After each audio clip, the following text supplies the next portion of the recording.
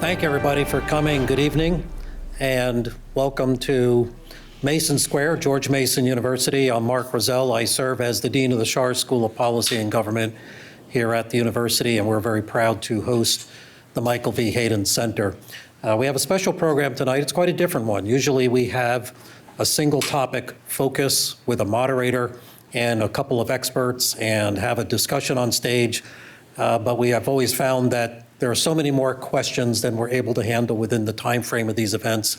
So our director, Larry Pfeiffer, said, why don't we do an event where we're going to let the questions drive the discussion. So the program and how well it goes is up to you, no pressure. So anyway, thank you very much. So I'm here to get the program started, and as a professor and leader of this school, I'd like to speak a little bit longer than the State of the Union address, if you don't mind. But anyway, let me welcome Larry Pfeiffer, the director of the Hayden Center, and he's going to introduce our distinguished panel and the program for this evening. Thank you for coming. Larry. Thank you very much, Mark, and I thank you all for coming out tonight. I know everybody has very busy schedules. As Mark said, tonight we're going to be looking at the national security challenges that are facing us, and it's going to be you who drives that discussion, you and the audience that is also out there on our live stream. We have about 300 people signed up to come in on the live stream from all around the world, and so we'll be monitoring the live chat in the YouTube live stream. So if you're on YouTube, pop your questions into the live chat, and we've got some students monitoring that, and they'll wave at me on occasion when we get a good question coming in from the live stream audience. For those of you in the audience, what I will ask you to do is line up at these microphones at the ends of the two aisles, and we'll just be calling on you alternately and let you ask your questions. What I would ask is, if you feel like identifying yourself, that's always nice to do. If you have an affiliation you're proud of and you want to tell us where you're from, that's great. If you want to stay anonymous, hey, we're fine with that too. All we ask is that you kind of keep your question tight. Don't spend 20 minutes getting to your question. And if you've got some political statement that you want to make, maybe come talk to us about it afterwards and not take up the time from other people wanting to ask good questions. I've got a great panel here tonight. This is the Hayden Center, Schar School, eminent Greece here. We've got General Hayden sitting center stage.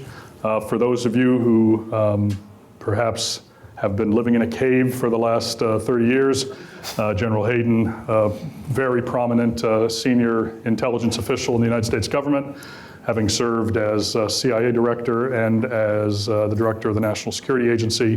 He was also the founding number 2 at the Office of the Director of National Intelligence, and served in a number of other intelligence roles, including leading Air Force intelligence for a number of years as well. So thank you, General Hayden, for joining us.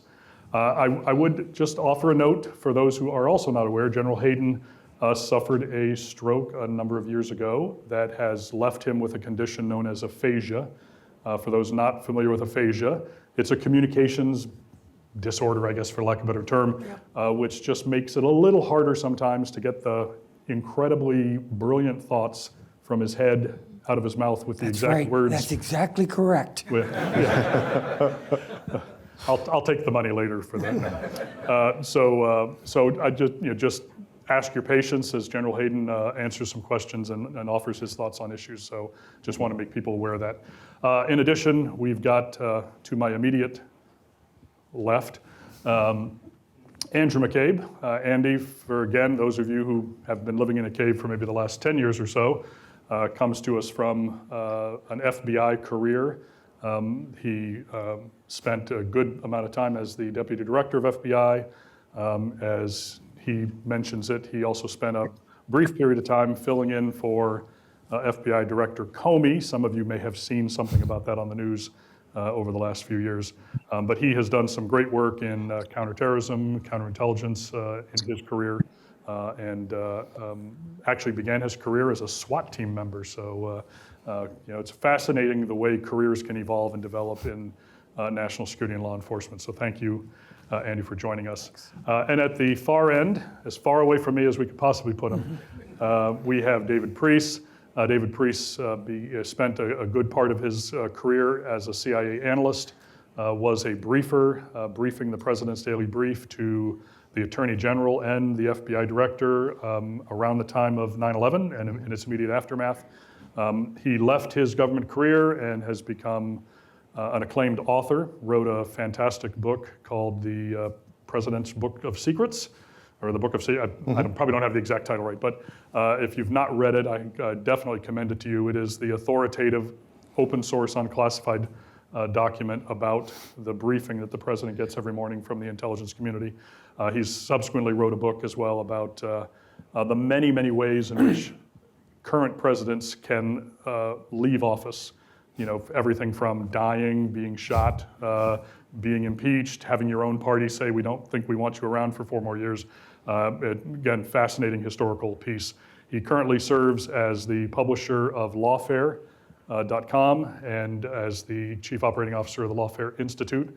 If you're not familiar with Lawfare, it's a fantastic web location that has lots of great opinion pieces and blogs that discuss the law and its intersection with national security. They have also become the masters of the podcast. And David himself co-hosts a podcast called Chatter, co-hosts it with Scott Shane of the Washington Post? Shane Harris of the Washington Post. I'm sorry, not Scott Shane. Sorry, Scott. Shane Harris. Sorry, Shane Harris. Shane Harris of the New York Times. Washington Post. Washington Post. You got that part. I normally have written notes in front of me, and tonight I thought I'd wing it. There you go. You're fine. And then we all have a feeling that somebody is looking over our shoulder. And he's not there now, but we have Michael Morell. Hopefully Michael is still with us and joining us. Michael Morell, for again, those of you who don't know him, he served as the Deputy Director of the Central Intelligence Agency, and during his tenure, he was twice the Acting Director of CIA. He served General Hayden during his time as Director as the number 3 at CIA, as well as the Director of Intelligence, and has a storied 30-plus year career. Michael is currently the national security analyst for CBS News, so you'll see him on CBS News quite frequently. And he too hosts a podcast called Intelligence Matters that if you are not listening to it, you should. It has a fascinating series of guests in the national security and intelligence space. So you can check that out anywhere you find podcasts.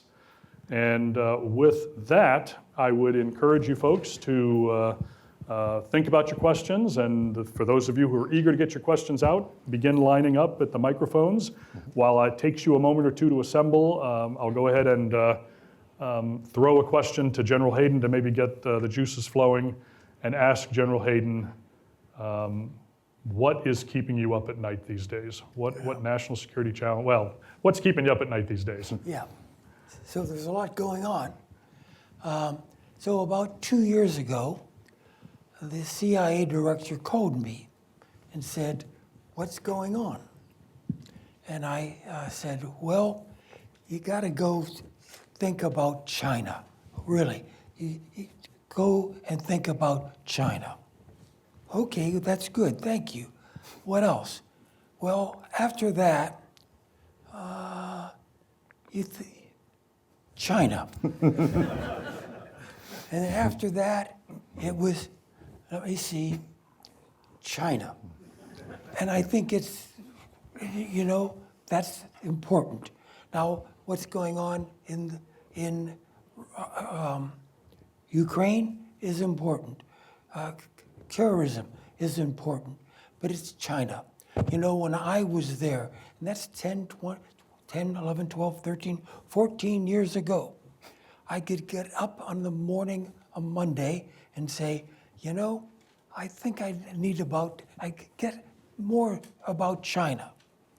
And then at the end of the day, I said, I didn't do anything about China, but maybe tomorrow.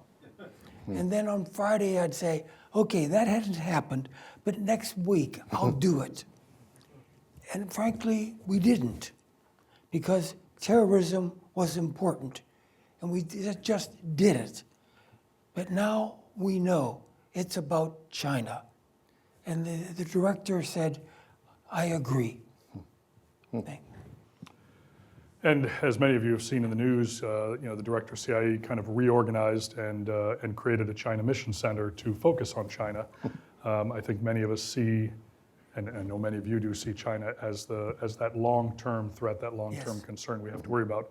And by the way, it doesn't mean they're going to be, that we will go to war, okay? But we have to know what's going on. So I have to ask, is Michael Morell with us? Does anybody know? In spirit. All right. If somebody in the back can check to see if Michael is with us, that would be fantastic.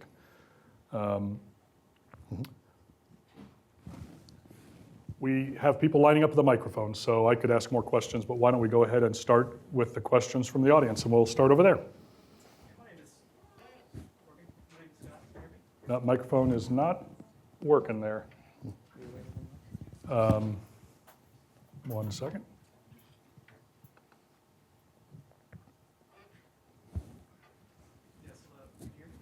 Nope. All right, how about while they figure out, oh, there we go. Let's try They that. can hear me now. We can hear you now. Yeah, you Well can hear me. done. So we talk about China and the threats that we've posed with China, and it's an evolving threat. They're teaming up with Russia now. They're aligning their values with Russia. My question is, would you suggest that we put like a Navy base in the Philippines maybe, and try to, deter some of that South China Sea action, some of that deterrence for them? Maybe a base in the Philippines? Yeah. So we have that before, about 10, 20, 30 years ago.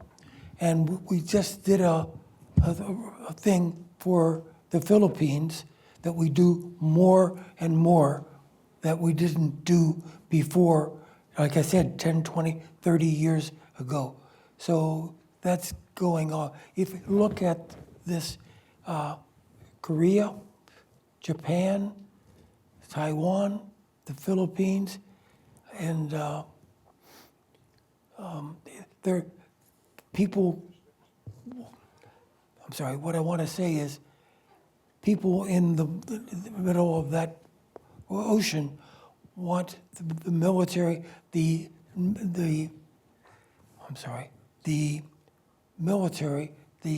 American military back. Yes, sir. Yes. I'm sorry. Yep. Okay, so just as an update, so Michael is in Florida, and That explains it. and that explains. And his Wi-Fi was not working, and now his cellular is not working. So he Is there a balloon nearby?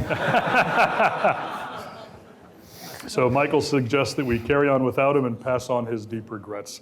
As you know, Michael does many of our events, and we'll have him again here in the future. So just puts more work on the rest of us. That's Well, all of your difficult questions for Michael, we will now take and answer in his name, and he's responsible for those answers. So let's go ahead and take the question up here. Great. Hi, Daniel Shore, graduate of Mason, the workplace psychology program with a PhD, and did work with Homeland Security on multi-team collaboration within and between agencies. And I'm curious, from your perspectives and experiences, what some of the biggest challenges and initiatives are in creating interagency cooperation in this space. You want to take that, Andy? Sure. So this was it's an interesting issue that you raise, and one that I kind of got my first view of that in 2006 when I left the New York field office where I've been working for 10 years and got into the national security game in the counterterrorism division at the FBI. And at that time, our relationship, particularly with the CIA, was very, very different. Entirely hostile. It was like Hatfields and the McCoys. We didn't trust them. They didn't trust us. We were, vigilantly looking for every perceived offense anytime they did anything that we perceived as being in our lane. And they didn't want us anywhere near their chiefs of station and that sort of thing. And over time, we shifted that culture through a series of hostage exchanges. Exactly. Right? You have to take your people and require them to drop in and work in the other camp with the other team. And you have to invite their people to come and do that where you are. You have to send your best people into those positions. Don't use them as opportunities to offload problems, but rather send your really high quality home run hitters. And by doing that, you build the relationships between line level working people, right? Case officers, special agents, analysts, whatever. And that's how you develop trust, at least in this industry. It's by showing your commitment to the mission, showing your expertise, your knowledge of what you're doing, and people begin to appreciate that and forget about the fact that you have a different ID. And those relationships on that fundamental level, they grow. And those people, they all get promoted, and then they go somewhere else. And now they're making decisions about how fundamentally the organizations work together. And so it doesn't happen quickly, but you have to invest in it with your best people from the get-go. And the relationship between CIA and FBI, certainly by the time I left, much better. So when I was there, I called an analyst and said, I want you to go to FBI. Are you mad at me? Are you mad at me? Why are you doing this? And it was Phil Mudd. Remember? You can remember? Yeah. And he was wonderful. That's what we do. Yeah, it's that kind of investment that really moved the needle for us. And we matured as an agency as well. We stopped worrying about these little petty offenses and started thinking like, hey, we have a guy who looks to have significant connections to the government of Iran, to the Quds Force, and he's claiming he's trying to hire one of our sources to assassinate the Saudi ambassador to the United States. Like, how do we figure out if this guy is actually connected to people who could make this happen back in Iran? And so we went to CIA and said, this is what we have. We need your help. And they were, anxious to come in. And, it's that kind of teamwork that really moves that ball forward. Let me add briefly, Dan, this is awkward in light of what you've just heard, but the biggest obstacle to cooperation between CIA and FBI was Andy McCabe.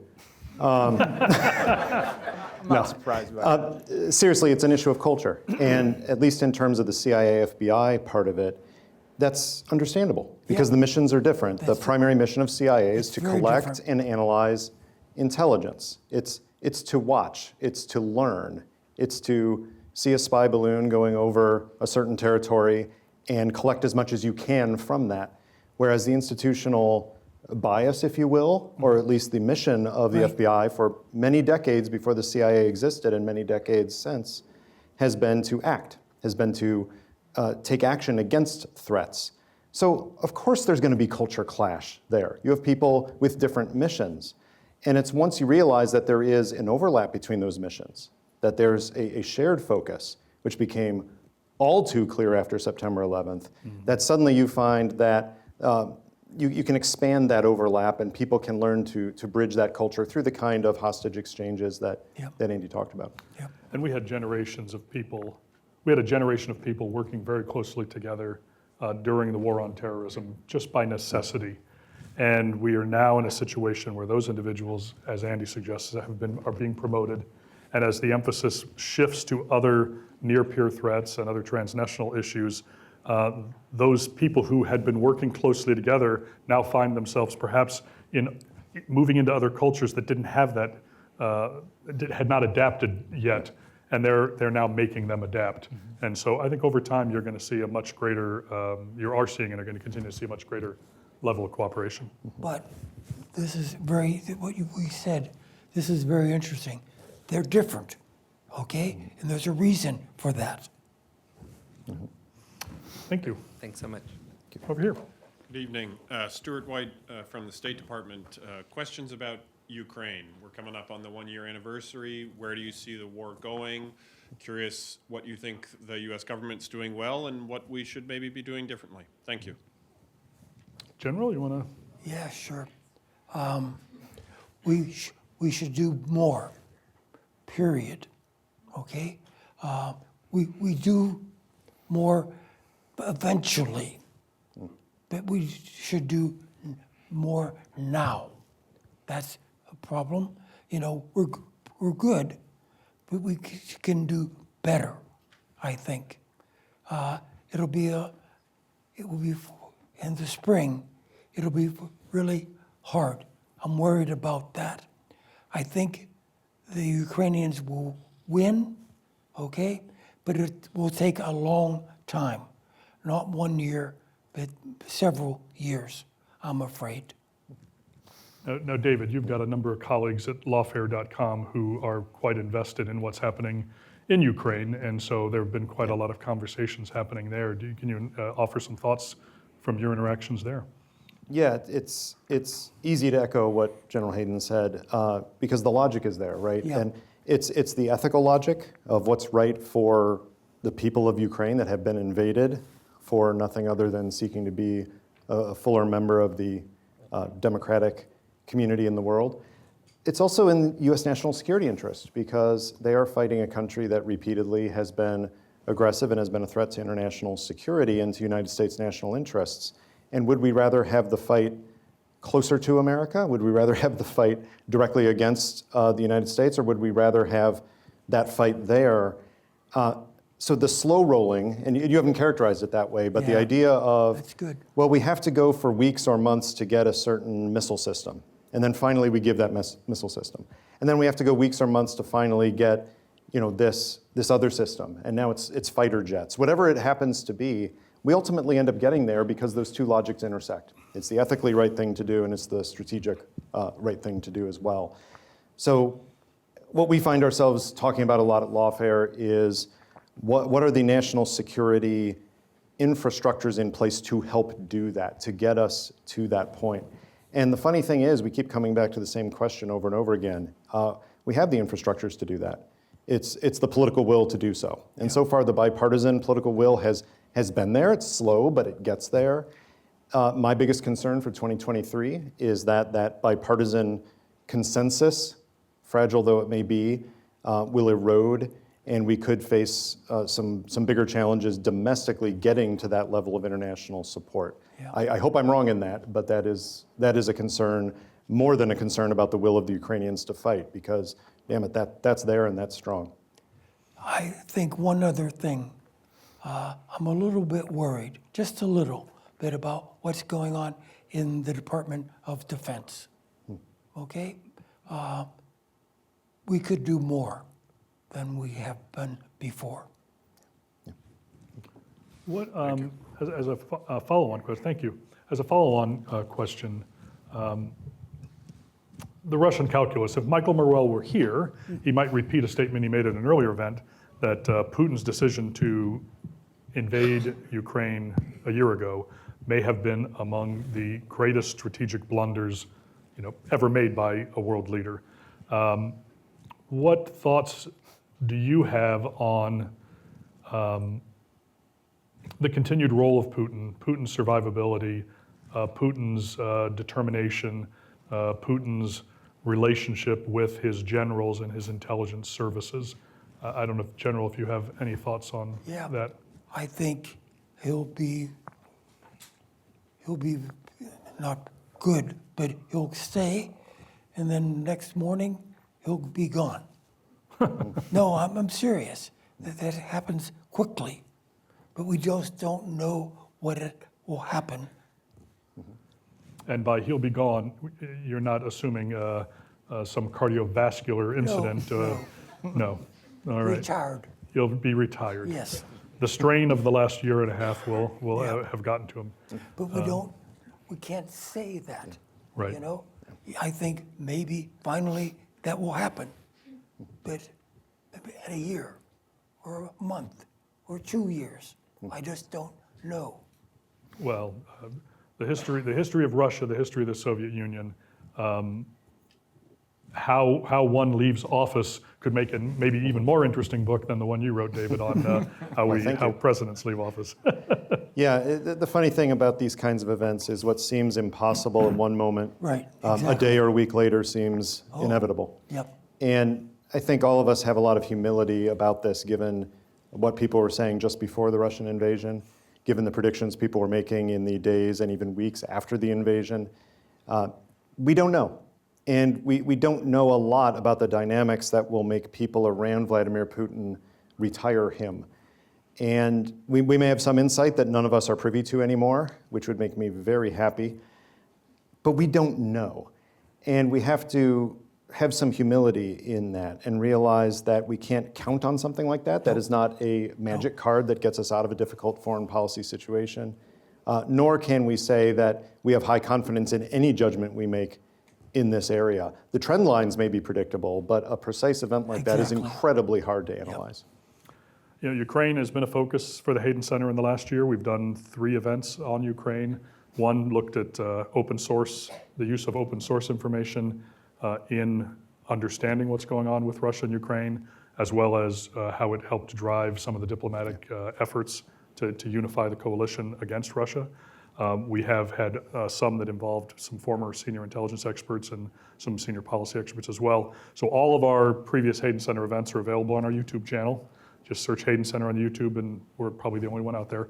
And encourage you to take a look at those previous events in the last year. And frankly, in some cases, it might be interesting to look at the one we did 3 weeks before the invasion to see how prescient we might have been on some of our thinking ourselves. Thank you. We got it. We got it. Yeah.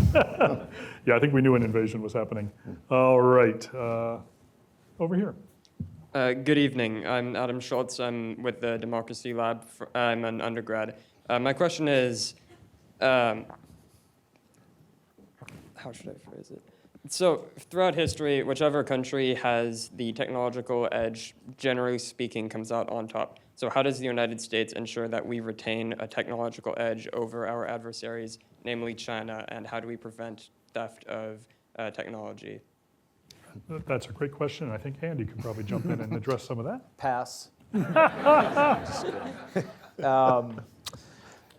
Well, as you probably know, the FBI spends a lot of time within its counterintelligence mission working on exactly that, international espionage, the theft of technological information.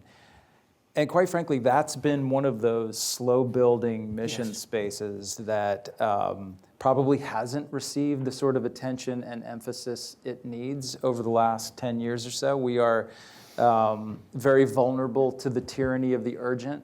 And so we run to the latest counterterrorism problem or diplomatic kerfuffle, and we don't spend the hard work over the long period of time that's necessary to build those relationships between the intelligence community and the law enforcement community and academia, the private sector. Unlike China, our technological gems and that information, those aren't, for the most part, government products, right? That stuff is born in the private sector and is developed and deployed through private enterprise. And we've struggled in the cyber realm to try to build the sort of relationships that we need with the private sector to understand how they're being targeted, how they're being victimized, to better position our defenses and protect other entities from that same sort of theft. Cybersecurity is, of course, a growing area, both on the public and private sides.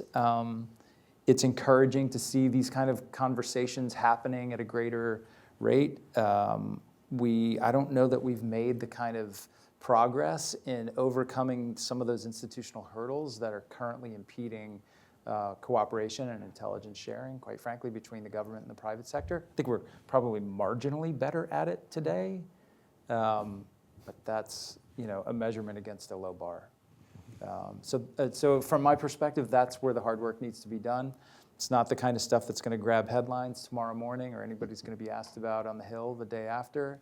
But it is a slow-burning and considerable threat. Yeah, I think it's a true statement that nations, if you look through history, all the way back to the Dark Ages, nations that harness the innovative technology first tend to then dominate the ensuing eras. You look at the bow and arrow, you look at the pistol, you look at gunpowder, you look at nuclear weapons. you can add quantum computing to that list. Yeah, absolutely. And we are in a race with countries like China and others. And it really is imperative if we want our values, our democratic values, to continue to define the century ahead. It's really imperative that I think our nation ends up, being victorious in those races. And there's a variety of technologies that are at play right now, including quantum computing, hypersonic missiles, AI. Artificial intelligence, machine learning. I would not, anybody out there who would want to count out the United States, I think they're foolish. I think still the greatest innovations often come here. One of our great challenges, as Andy said, is preventing it from then being stolen and adapted more quickly elsewhere. Were you about to say something? Yeah, I think that's right. And I think the public-private partnerships are absolutely crucial here because we have a very innovative government, believe it or not, and we have a very innovative private sector. But that isn't enough. There are two different levels we also need to be better at in order to address that kind of challenge. One is our partners around the world. And the United States can't do it alone.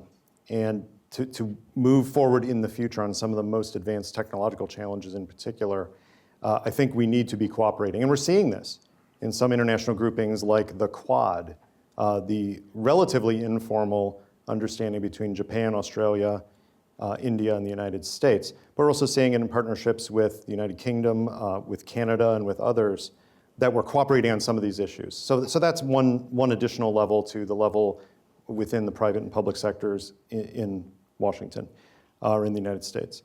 But the other one is about tapping the entire diversity of a country. And honestly, this is not the panel to address it because you're not seeing diversity here. This is a function of the Hayden Center being very small and selecting people, very few senior fellows of the Hayden Center, and we all happen to kind of look the same in certain ways. I have more hair. Yeah. We apologize for that. If you've seen our previous events, you know that we have done much better on diversity than we have this evening. So we'll ask your indulgence on it tonight, and we will do better in the future. But it does speak to the larger issue of, yes, you need to work at private sector partnerships. You need to work at international partnerships. You need to work to tap the entire diversity of your country. That's the advantage of the United States in so many ways, along with some other countries around the world whom we happen to be very closely allied with, is we have diverse populations in every way you can imagine, and we need to be bringing that expertise and insight to every conversation, including this one on the stage, again, sorry, but to the bigger issues having to do with technology and national security.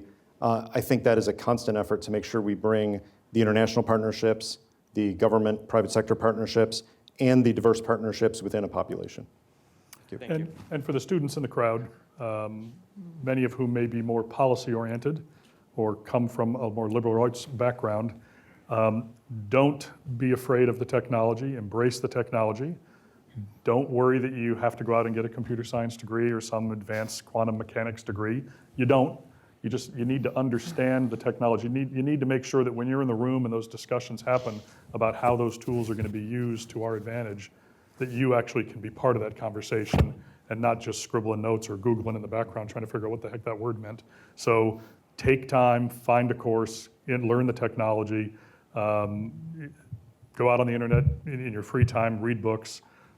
It's really, I think, vitally important to the U.S.'s and our allies' success.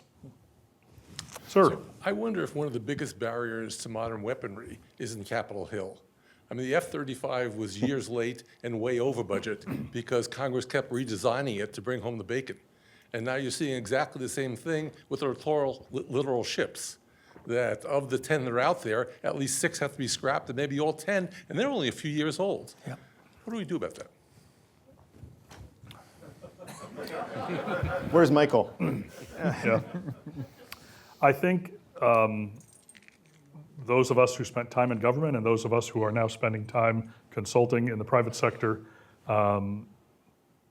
we've heard for decades that our defense acquisition system is horribly broken, and we have heard lots of reform initiatives to try to improve upon that. But you are correct. I think Capitol Hill is part of the problem, but I think culture within the executive branch is also to blame. People's careers are often built on rules and regulations that they actually create.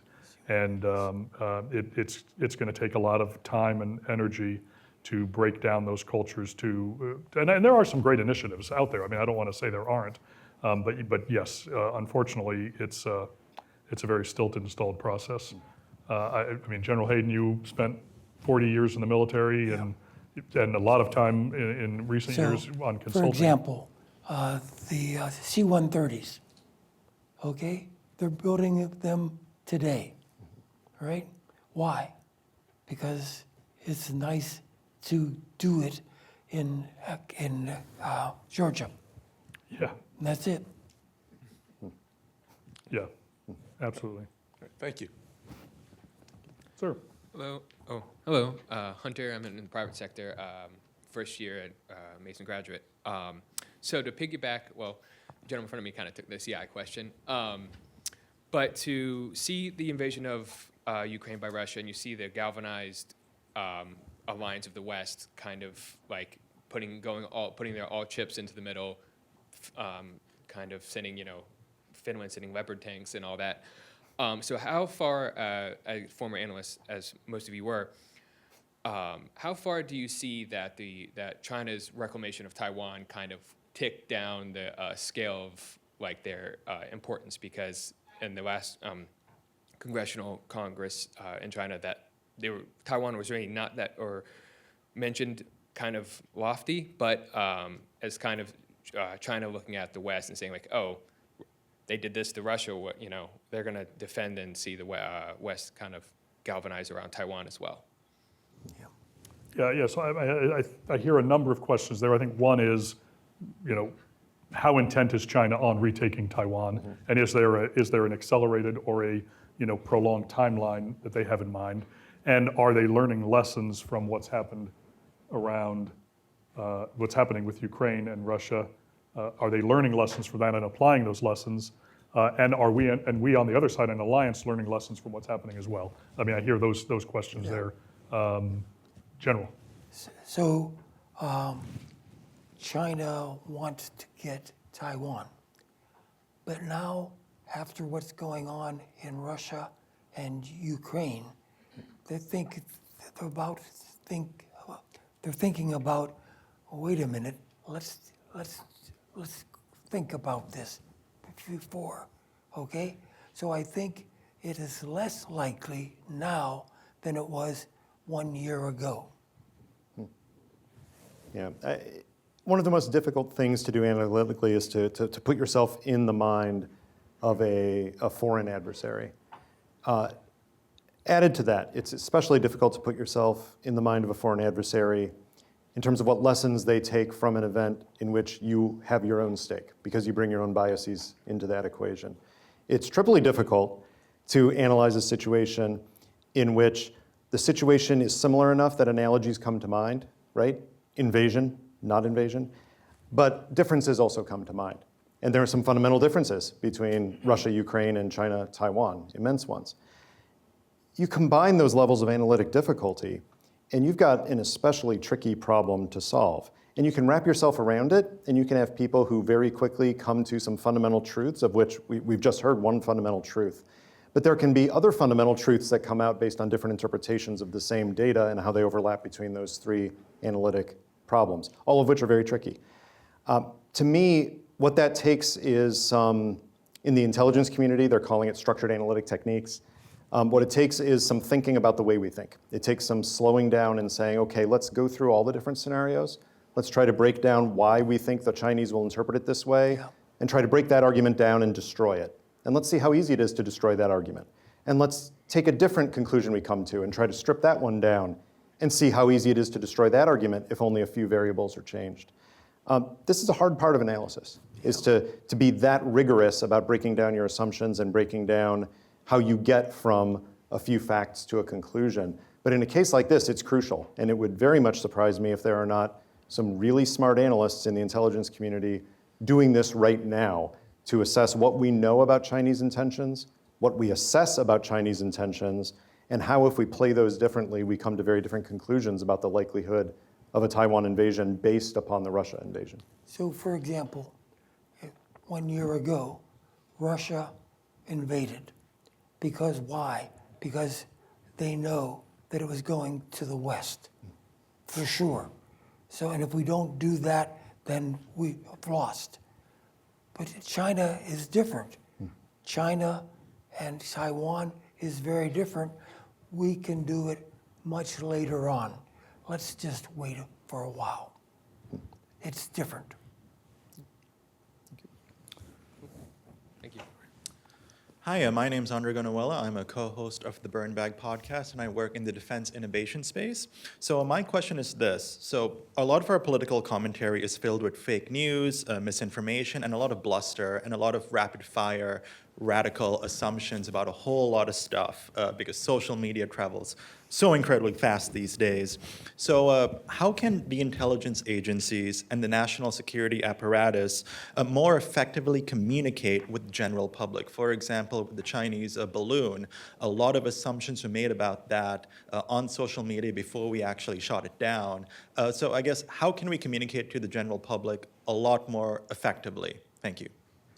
Yeah, I didn't know we had that many balloon experts in the United States until we saw what occurred on television and podcasts over the last week. But I know that General Hayden has a lot of thoughts about government openness, transparency, the intel community. Yeah. And Well, about 4 or 5 days ago, people called me and said, what's going on? What is it to do with China and the United States? And I'm saying, well, first of all, get some, it was okay. It's not a real problem, okay? But many people wanted to say, oh, what about this? What about that? What about that? And so on.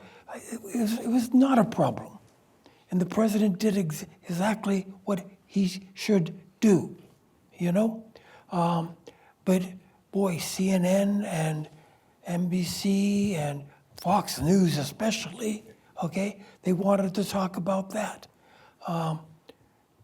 So I said, it's not that big a deal. And I was trying to say it. But for the weekend, that was all that was on the news.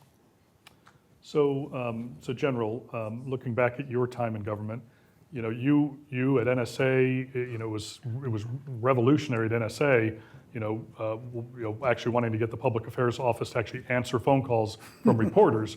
You spent, time. Who is this? Yeah.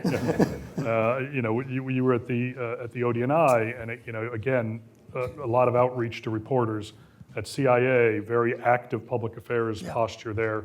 Since you left government, you actually were on just about any network that would allow you on to offer some more rational, reasoned thought. Do you believe that the intel community or DoD or elements of DoD could have done a different job publicly through that crisis last week? Yes, but that was only one person. Let's just see about what's going on at NSA or CIA and so on. Many times you can say something about it, okay? And a lot of times we don't. That's a real problem. Sometimes the people, what I want to say is they're secret. Okay, but even so, when I was at CIA, when I was at NBC and NBC, I talked about a lot of things, and I was able to do it. It wasn't a problem. People, you do the same thing. Talk about that. Sure. So we're not well positioned instinctively as an organization to talk to the public. But kind of coming out of the Robert Mueller era in the FBI, was very little interaction with the press. Then, of course, in comes Jim Comey, who had a very different idea about representing the Bureau in a way that people had a better understanding of what we're doing and the challenges we face and how that was relevant to the law enforcement community. So there's kind of an increased openness in interacting with the press. I don't know if you heard, that didn't go so well for us in 2016. We made some mistakes along the way. We could get into that if you're interested, but hopefully you're not. So it's a hard balance, right? There's secret, there's material you can't talk about because it's classified on the national security side. For us, there's also information from ongoing criminal cases that's protected by grand jury rules or just sensitive information, law enforcement information that can't be shared. I worry about the Bureau's current position. Because I sit on the sidelines now and watch the stuff like all of you folks. I feel like there's been a real kind of swing back to the era of not ever saying anything about anything. But, okay, you're on CNN. I am, What, yeah. 4, 5, 6 times a week. I think it's because, so the Bureau's not saying anything, so like they want me to say something about it. But he could do. It's good for the FBI. I agree with you. Yeah. I agree with you. I think that, for instance, as an example, I think the lack of communication from the Bureau in the aftermath of the January 6th attack has not been helpful. I think we don't really have a good understanding of what the FBI has done they've done a lot of work, don't get me wrong. They've done incredible work. They're working the biggest case in the history of the FBI. I think 950 people arrested, many people convicted. We're into trials at a significant level with the seditious conspiracy cases. That's all admirable work. But the question for me is, what are they doing to assess how this happened on their watch and it was not prevented? And the mission of the FBI is to prevent acts of terrorism. In the United States. An act of terrorism occurred. So from that footing alone, you failed that mission. So it's important to go back after that sort of a performance issue and understand what led to this. Did we not collect the right information? Is our collection not in the right places? Do we not have the right sources of information, informants? If we had information about what we should expect, what sort of conclusions did we draw about that information? What sort of analysis and assessments did we draw from what we were seeing? And were those assessments incorrect now in looking back on it? So I'm looking to understand what process are they going through to reevaluate that performance. Not to embarrass people or fire people or point the finger at someone who got the email but didn't open it or whatever, but just to understand how are they better positioned to be sensitive to this sort of fundamental domain awareness, this threat that we now face from this form of extremism. And I think that question still lingers now in a very corrosive way because we haven't heard them address it. So. These institutions we're talking about, CIA, FBI, NSA, DOD, et cetera, these are apolitical organizations that are out there providing public service to the American people. But they are also operating in probably the most politically corrosive environment. No question. That any of us, and some of us are getting kind of old up here, any of us have ever seen in this country. And it's difficult in this environment to get out and speak the truth without someone from some opposing pole of the current political environment accusing you of being political in what you're saying.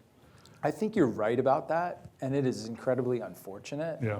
Yes. But from my perspective, the way to handle that is to drive forward. Yeah. And speak your truth, do your job in the fairest and most impartial way that you possibly can. And if others are going to try to characterize the decisions you make as political in one direction or another, that's fine. The problem becomes when you start making decisions about how you're doing your job, worried about what that political backlash would be, that is politicizing the work that you do, and that's not something that should happen. Yeah, it is hard work. And we're very sympathetic to the people inside. I don't think anybody should Totally. take Yeah. No, I'm anything we're not- saying as critical of the folks inside, because I'm the, it is a I'm the last hard person on job. earth you'll ever hear throw a rock at the FBI. I absolutely love the Yeah. institution. I still feel like I'm a part of it to this day. That's probably just mental illness, but nevertheless. But it's a great question. I've suffered through those after actions, whether it was Fort Hood, Boston bombing, Chattanooga, San Bernardino, and you bring in a team to really do a very detailed look at how you performed and how maybe you can do it better the next time. Right. There's no profit and loss for these institutions at the end of the year. You have to fundamentally evaluate how you performed against individual threats. Mm-hmm. And if you're not going through this process, you really don't have much chance to grow and do better. All right, over here. Hi, my name is Sawyer Platt, and my first question is about Chinese relations with drug cartels, specifically, I believe, the Mexican drug cartels. I don't hear it talked about a lot of the news. It's kind of similar to the media question he had. Are they really as big as a threat as people are making it out to be? Because I can hardly find things on them, but I would think they would be a large threat. That smells like law enforcement to me.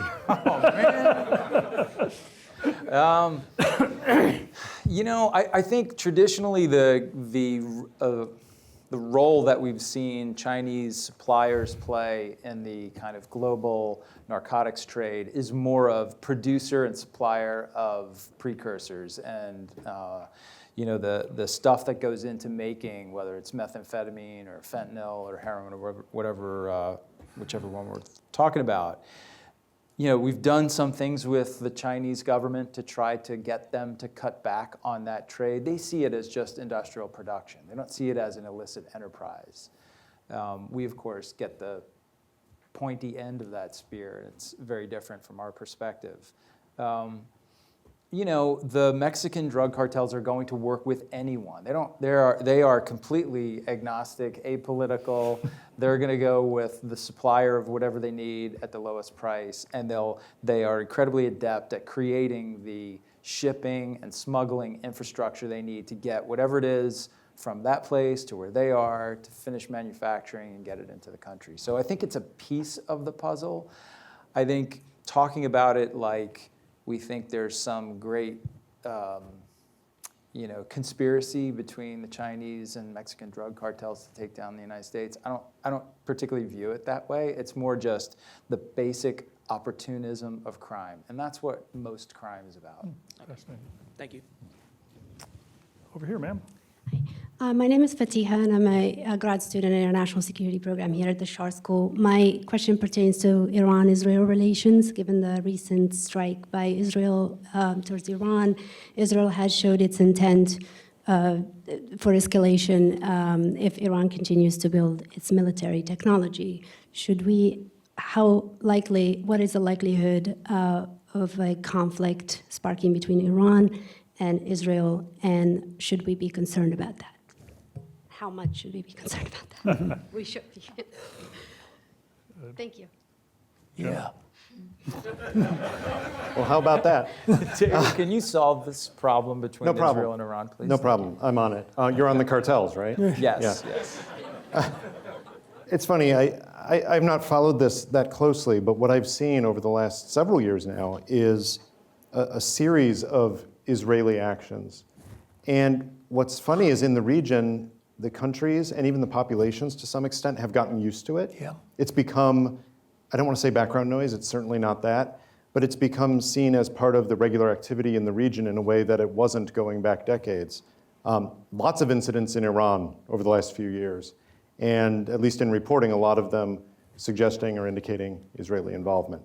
To the extent that it is seen as part of the ongoing relationship, I'm not seeing any immediate dramatic negative reaction from Iran that even that specific action will lead to direct conflict.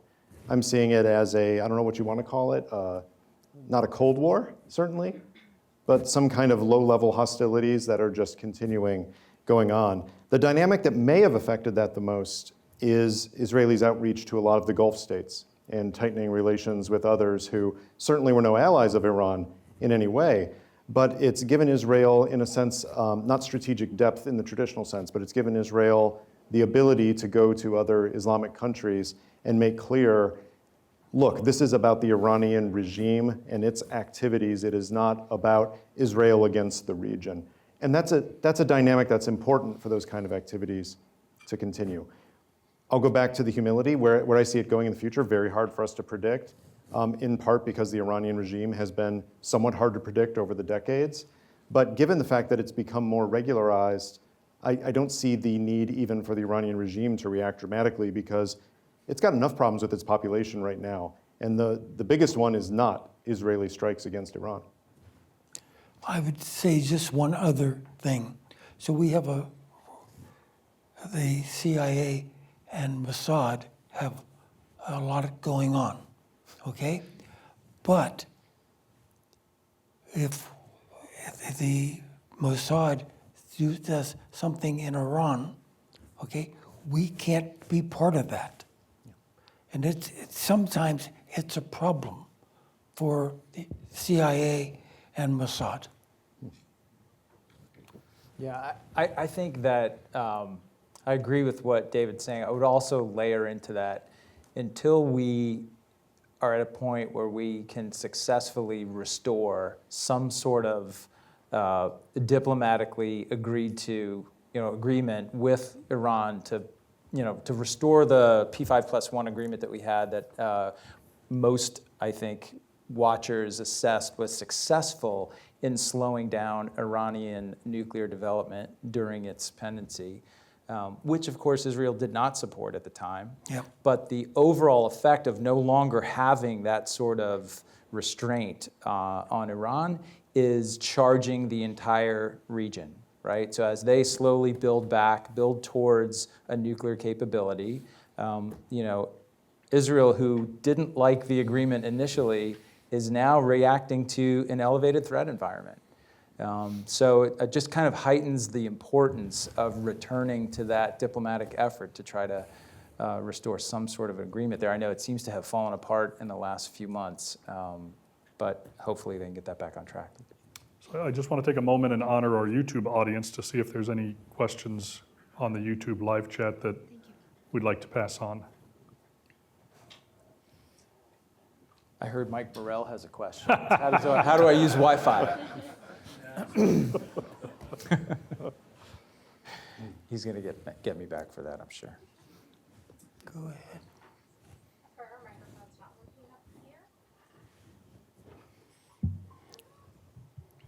So there was one from a John.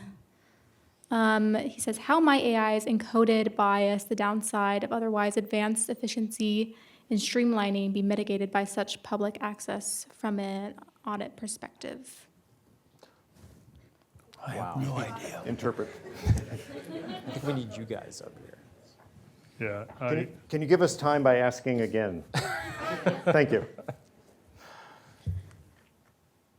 So it's basically sort of just, if you guys could just talk about AI's encoded bias and what is the possible downside of that. Wow, it's bad.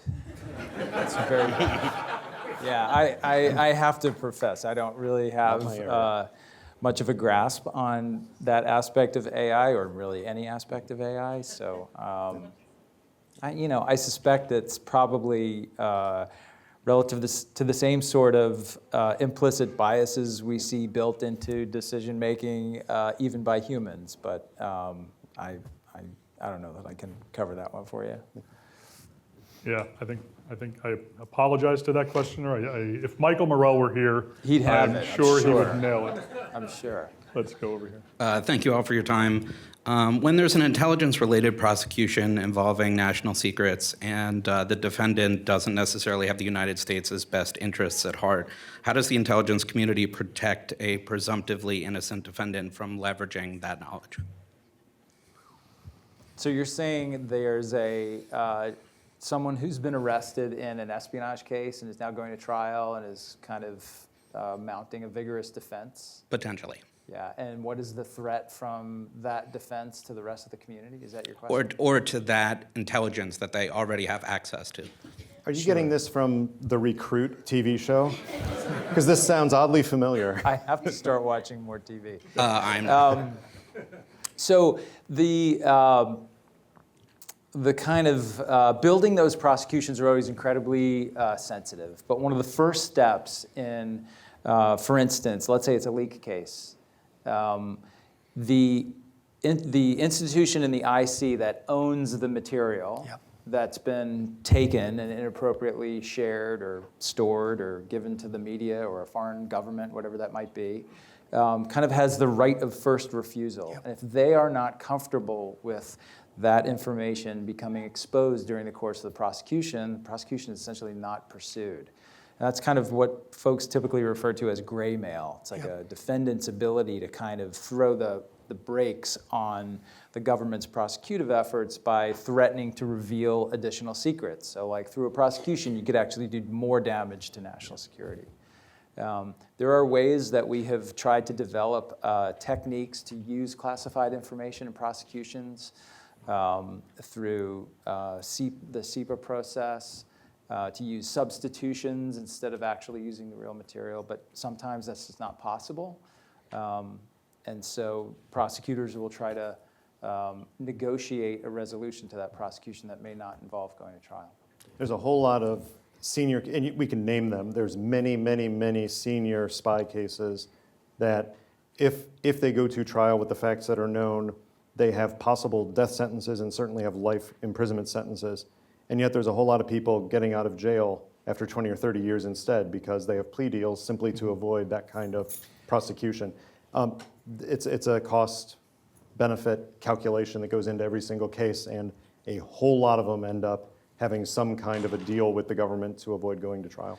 I should say that maybe one step before you're into full-on gray mail, those sort of concerns come to play right away. As soon as you have made an arrest of someone for engaging in that sort of activity, the government is in a position, and the FBI typically leads the charge with this, of conducting a damage assessment. How bad is it? What other activity was this person possibly involved in? Are there other people that we need to be concerned about? So ironically, defendants in those cases have a lot of leverage early on in that case to negotiate a cooperation arrangement, which will result in pleading to an offense that doesn't expose them to as much sentencing time and things like that. So it's the kind of the defendant's power and leverage in those prosecutions is oftentimes much greater than it is in your average criminal prosecution. Yeah, absolutely. Thank you. Hi, good evening. Elisa Norio. I am first year PhD in public policy, and I have a fellowship with TRAC.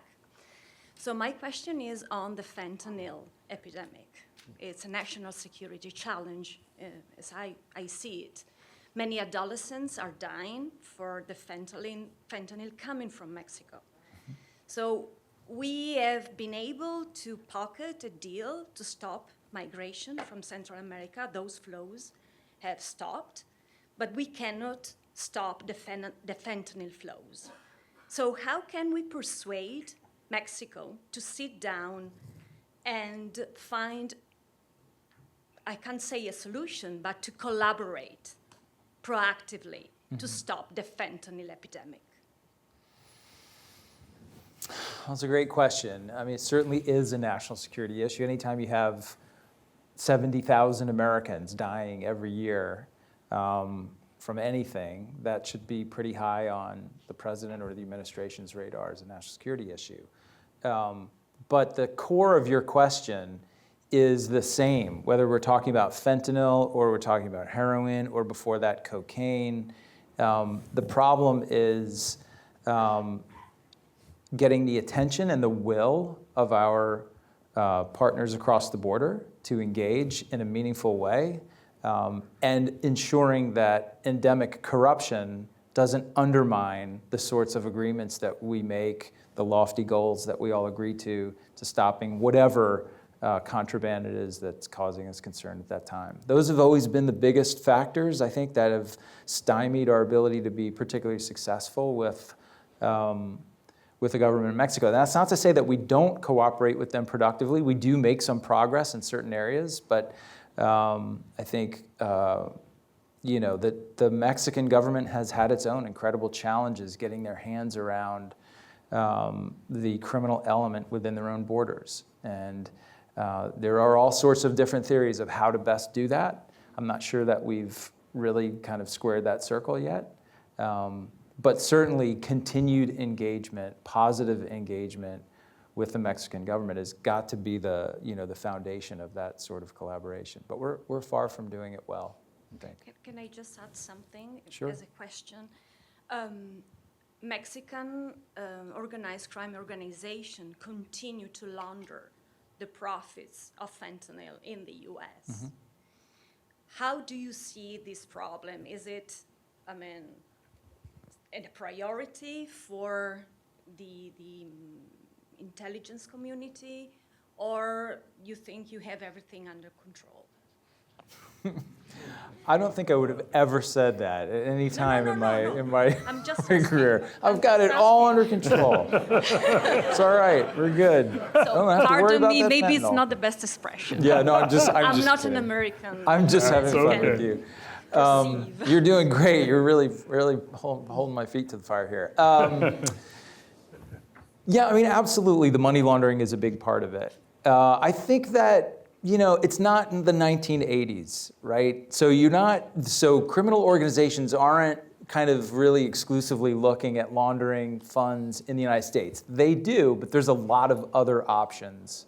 And so we should be doing everything we can to ensure that those sort of criminal proceeds are not making their way into our country. We should be doing everything we can to make that trade less profitable, because that is the only thing that will turn those organizations around. They only care about money. It's not about anything else. So it is important, but we also have to recognize that money laundering is the ultimate global kind of trade right now, and there are all sorts of structures. Yes, here in the United States, but other places as well. That it's like squeezing the balloon, right? The air just kind of goes to some other place. Thank you. Hi, I'm Elizabeth. I'm in the ISEC program. In light of the recent spillages of classified material at a pretty high-profile level with Biden, Trump, and now Pence, where do we go from here? How do we better protect classified information at a national level? So, hey, pretty good. 8-11, and we finally get our classified document question about foreign presidents. Thank you. I know you guys over at Lawfare have done a lot of, and you, David, in particular, have done a lot in appearances discussing this. So why don't you go ahead and take a stab at answering that question? Thank you. So many levels, right? There's the big level, which is the issue of classified information as a whole. And we have governments like the government in Estonia that laugh when they hear how many paper documents we actually have that are moved in boxes at the end of an administration when they literally have everything done electronically. So there's a legacy issue of both potentially overclassification of material, which makes it harder to disaggregate, and an issue of just the legacy way we handle it. There's also the issue of the commingling of spaces, in which in our system there will always be a problem, because it's not like on Capitol Hill. And there were a lot of people who came out when the spillages started happening and becoming reported, commentators from Capitol Hill saying, we are shocked that this could happen because there always has to be a SCIF where people go into and read this. They don't realize that's not the way it works in a lot of executive branch places. There's intermingling of unclassified and classified in a way that they don't often deal with for the traditional member on the Hill. So that's the big picture, is how we handle classified information. That's a tough problem, but it's somewhat solvable.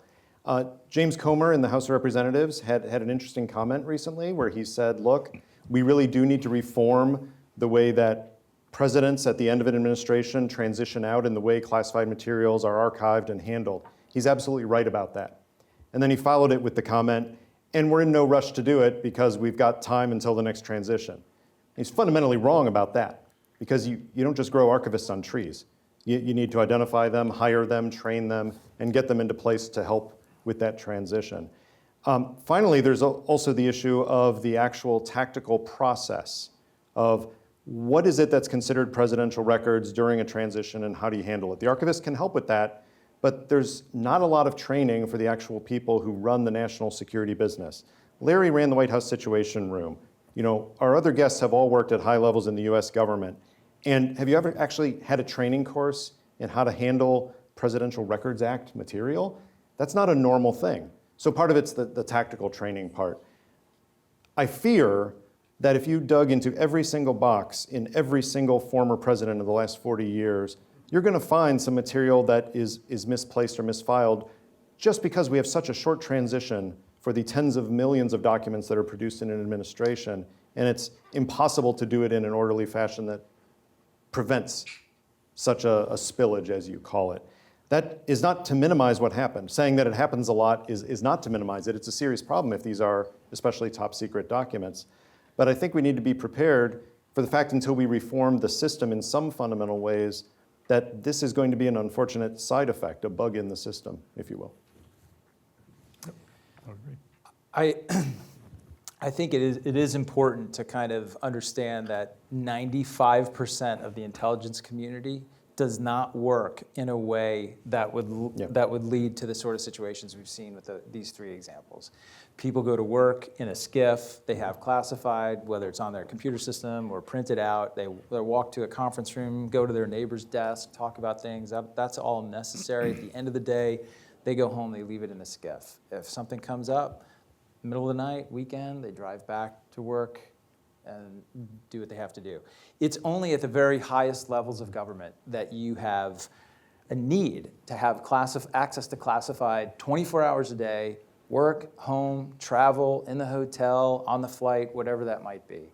And so you all of a sudden, like, I don't know, let's say your boss gets fired and then you're the director of the FBI. That night, they drive you home in a limo and you've got a security detail, and then your kids think that's hilarious. But you also have like a safe and all kinds of new stuff in the house to keep the documents, and people are constantly jumping in the car with you and handing you something else classified to read on your way to the next meeting at Larry's sit room. Yeah. So it's a constant cloud of classified that you're living in. The idea that you could do that and not at some point take a document from Larry, mistakenly put it in a folder that's not marked classified, that goes into the wrong cabinet. It happens because human beings they make mistakes. But it's not happening across the million-strong IC. There's reportedly 1 million people with classified access. They're not in that circumstance day to day. So it's not quite as horrific as we say it is on television. Okay.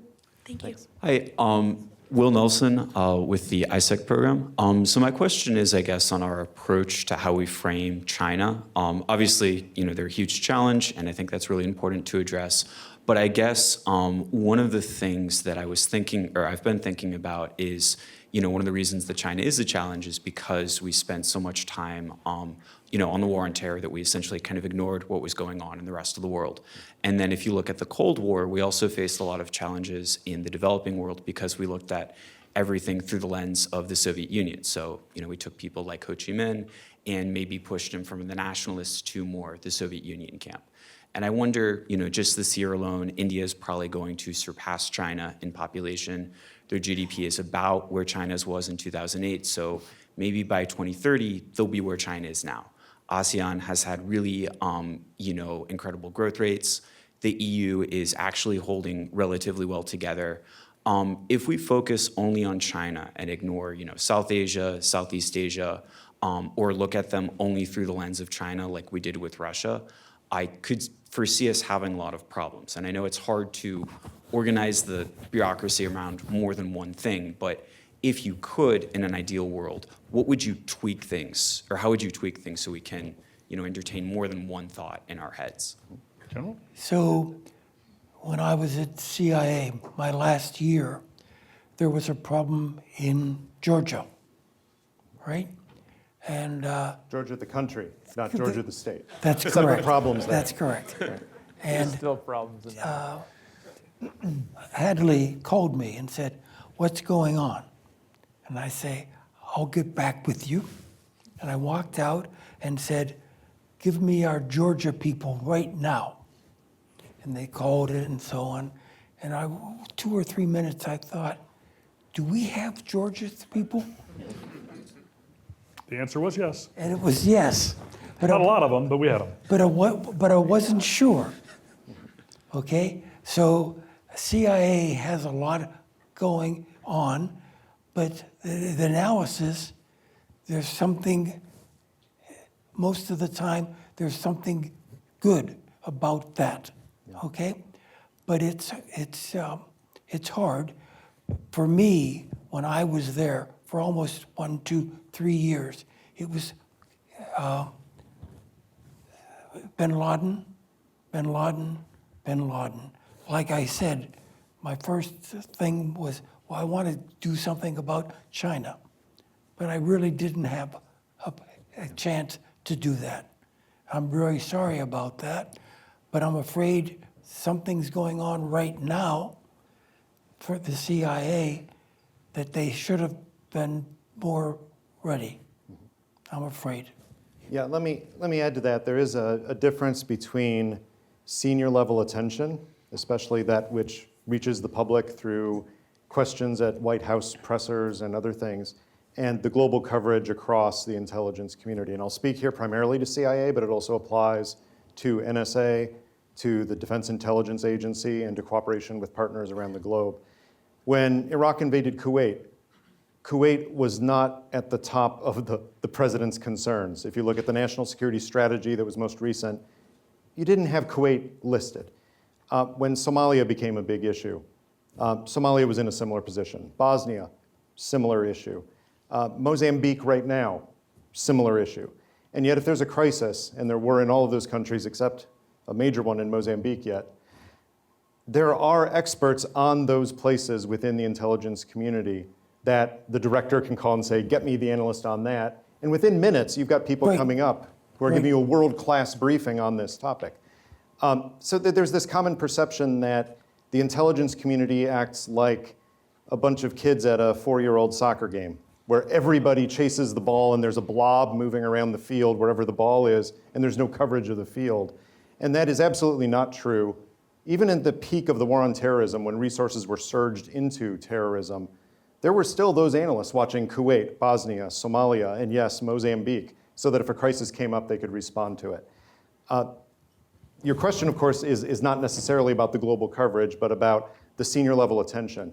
And I will say that there is more of that soccer ball problem when it comes to that, because I don't know what topics are on the National Security Council's agenda for regular meetings right now. I'm betting Mozambique has not been one of them in the last few weeks or months. It's probably going to be things like Russia, Ukraine. It's probably going to be China. It might be because India, according to one estimate, did pass China in this last week in terms of population. Maybe there are those issues, but it's not going to be those until a crisis comes up. And what every president I talk to, and probably your experience as well in leadership positions at NSA and CIA is that one of those is going to pop up during an administration. And you're not going to be able to predict what it is, but there's going to be a crisis somewhere in an area that you expected at a senior level not to have to worry about, that suddenly you have to worry about. And we can't get ahead of 197 countries in the world to predict what that one's going to be. I think it would be great if the senior levels of the US government got better at saying, yes, we're going to focus on Russia, Ukraine right now because we have to. But we also want to lay out some time to make sure we stay on top of these issues. The last president who I think did an expert job of doing this was Dwight Eisenhower, who held a series of regularly scheduled NSC meetings, scheduled months in advance on countries around the world. And it didn't matter if there was a straits crisis between China and Taiwan.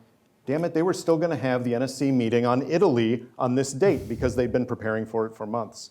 That's really hard to do, especially in today's charged environment. But I think we can do a better job. Thank you. Okay, so we are nearing the end, so I think we'll take one more question from both microphones. So I apologize to those of you who are number 2, 3, 4, 5. But we will be having the reception afterwards, and our panel members will be participating in that reception. Maybe you'll get a chance to ask them the question one-on-one. So which microphone were we going to next? Over here. Here we go, sir. Thank you. Sorry, I have a bit of a stutter. So I wanted to ask a question about Russia and Ukraine, particularly a question on counterterrorism. So during the 1980s, when sorry, I'll try not to go on a tangent, but during the 1980s, during the Soviet-Afghan War, because the objective was to defeat the Soviet Union, we turned a blind eye to some pretty unsavory characters, and that came back to bite us in the late 90s and early 2000s. And it seems like during the Syrian civil war, even though we were against Bashar al-Assad, we seem to have learned that lesson. And when foreign fighters went to join ISIS, for instance, we took that seriously. My question is, and I hope this doesn't sound pro-Russia or anything, because that's not at all what I'm getting at, but since the conflict in eastern Ukraine started in 2014, there have been many documented instances of far-right extremists going to join certain groups like the Azov Battalion or the National Corps groups affiliated with that, and in recent years, particularly within the last two, it seems like we've taken a much more open eye to the danger that white supremacist and far-right terrorism, the threat that they actually face. So I wanted to ask, so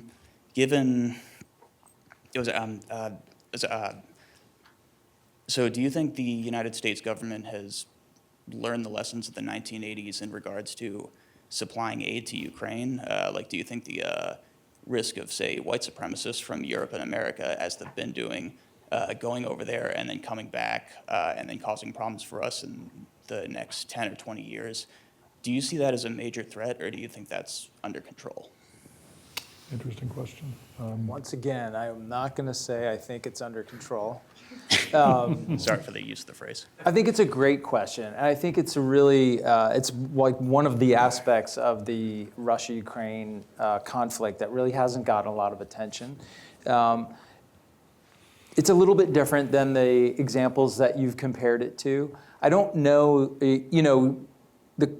obviously, the Ukrainians have to police their own forces, and this is first and foremost an issue for them to address. There are ways that we can draw their attention to this. We can try to incentivize ensuring to the best that they can that they don't tolerate these kind of ideologies in their ranks. We have some troubles here in our own country with some of those same issues. But in terms of U.S. national interests, we have to kind of put that in an accurate perspective. And what is the threat of the existence of the existence of a far-right movement in Ukraine, which now may become armed as a result of the weapons that we are pushing into the country and the rest of the coalitions pushing into the country? How much of a threat to the United States do we think that could be next year, 5 years from now, 10 years from now? If we think that that threat is really exclusively providing training and inspiration and those sorts of things to U.S. persons who would travel to Ukraine to get that, there are other ways to address that concern as it grows. So, it's a little bit different than ISIS, where people who were drawn to ISIS, ISIS was like actively recruiting Americans to leave this country, get trained, fight with them in Syria, and then come back and undergo operations here. I don't know that the Ukrainian right probably presents a similar array of concerns for our intelligence folks today, but it's certainly something to keep an eye on, but I don't think it's beyond having totally under control. Let me take that up to a higher level and answer a bigger question that relates to that. We delude ourselves if we think there's no trade-off between solving short-term problems and planting the seeds for longer-term problems. It always has been an issue. It always will be. Do we get better at it? We hope so in time, that we don't repeat the same mistakes that have a longer-term impact, but it always will be there. And I don't care if it's arming Afghan resistance against a Soviet invasion, and decades later, some of those weapons end up being used against Americans in Afghanistan. I don't care if it's working with the Soviet Union in the Second World War and having some of those weapons being used against Americans and American allies during the Cold War. Winston Churchill, I won't get the exact quote right, but Winston Churchill had it right recognizing this when he said, if Hitler invaded hell, I'd at least put a positive word in for Satan in the House of Commons. To solve the short-term problem, by definition, that's the most important problem, because if you don't solve a short-term, especially an existential problem, you don't have the long-term to worry about. So you figure we can worry about the long-term consequences later.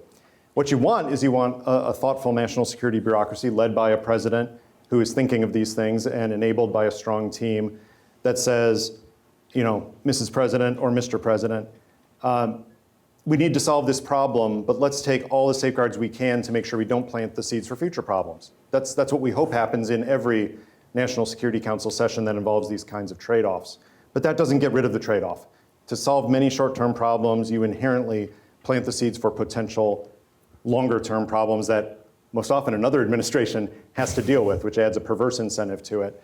In a case like this, I am not privy to the intelligence about the actual details of what level of a problem that is and how serious it is. I don't know how serious the intelligence was in some of these previous cases and how they compare. But I would like to think that we elect leaders in this country in part based on how we think their character, their integrity, their seriousness in taking the job of national security will be in terms of their ability to assess such trade-offs and make ethical decisions that are tough for any of us on the short-term versus long-term issue. Thanks. Thanks, great question. All right, our last question to the young lady over on the side there. Hello. Hello, I'm Joey from I'm an undergrad at the Shar School. I was wondering, China and Russia are understood to have a pretty good relationship overall. I was wondering how that relationship might have changed over the last 10 years, whether we anticipate that relationship getting better or worse, and also whether we have any intention of trying to actively change their relationship. General? So, for China, most of all, they want to build to the United States. Now, they're doing a lot with the Soviet Union, or you know what I mean? Old habits die hard.